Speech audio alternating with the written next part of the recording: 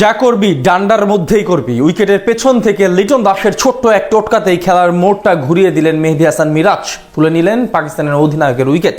লাঞ্চের আগে টাইগারদের চালকের আসনেও বসালেন ডানহাতি এই অলরাউন্ডার। তবে এই উইকেটের ক্রেডিটটা নিতেই চাইবেন লিটন, কেননা তার প্ল্যানেই তো ধরাশায়ী শান মাসুদ।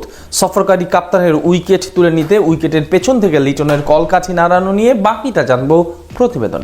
উইকেটের পেছন থেকে সব কলকাঠি যেন নাড়ছেন লিটন দাসী। ব্যাট হাতে অসাধারণ সেঞ্চুরির পর এবার গ্লাভস হাতে পাকিস্তানি ব্যাটারদের বিদায় করার নীল নকশাটাও আঁকছেন অভিজ্ঞ এই ক্রিকেটার। এবার মেহেদী হাসান মিরাজকে সাথে নিয়ে এমনই এক নীল নকশায় পাকিস্তান দলনেতা সালমান আলী আগাকে ফেরালেন লিটন। সেই সাথে দ্বিতীয় দিনের প্রথম সেশনেই ম্যাচে চালকের আসনে বসে গেল লাল সবুজেরা। ঘটনাটি ঘটে ইনিংসের 17তম ওভারে তাসকিনের গতির কাছে হিমশিম খেয়ে ততক্ষণে প্যাভিলিয়নে ফিরে গেছেন পাকিস্তানের দুই ওপেনার। তবে তৃতীয় উইকেট জুটিতে পিচে খুঁটি গেড়ে বসতে থাকেন দুই অভিজ্ঞ ব্যাটার বাবর আজম ও শান মাসুদ। আর এই জুটি ভাঙতেই অধিনায়ক শান্ত বলে আনেন মেহেদী মিরাজকে। সেই ওভারের প্রথম বলে সিঙ্গেল নিয়ে প্রান্ত বদল করেন বাবর আজম, স্ট্রাইকে আনেন শান মাসুদকে। আর তখনই উইকেটের পেছন থেকে মিরাজকে উদ্দেশ্য করে পিচের হাবভাবটা বুঝিয়ে দিচ্ছিলেন লিটন। বলছিলেন পিচ কিভাবে আচরণ করছে। লিটন তখন বলেন, পিচের বলটা একটু ধরে হোল্ড করতেছে, ঠিক আছে।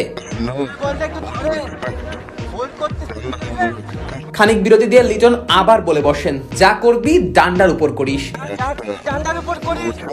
মিরাজও লিটনের কথায় সায় দিয়ে আশ্বাস দেন বলটা সেভাবেই করবেন। লিটন পরে মিরাজকে এটাও বলেন, ব্যাটার শান মাসুদের লেগ সাইডে খেলার প্রবণতা বেশি, তাই পিচে একটু বল ধরলেই হয়ে যাবে। ব্যাস, শান মাসুদের প্রথম বল খেলার আগেই পিচের আচরণ ও ব্যাটারের খেলার ধরন সবকিছুই মিরাজকে বুঝিয়ে দেন লিটন।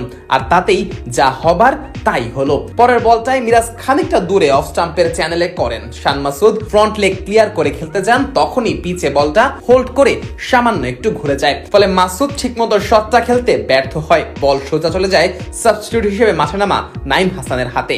নাইমও দারুণভাবে লুফে নেন সেই ক্যাচ। আর তাতেই 21 রানে থামে পাকিস্তানি দলনেতার ইনিংস। 61 রান তুলতেই 3 উইকেট হারায় সফরকারীরা। মিরাজ লিটনের এই জুটি লাঞ্চের আগে তুলে নেয় আরো 1 উইকেট। এবার শিকার আরেক বাহাতি সাউথ শাকিল। মিরাজের বলে সুইপ শট খেলতে গিয়ে বল ব্যাটের মাথায় লাগলে সোজা ওঠে ক্যাচ, আর সেটাই লুফে নেন লিটন।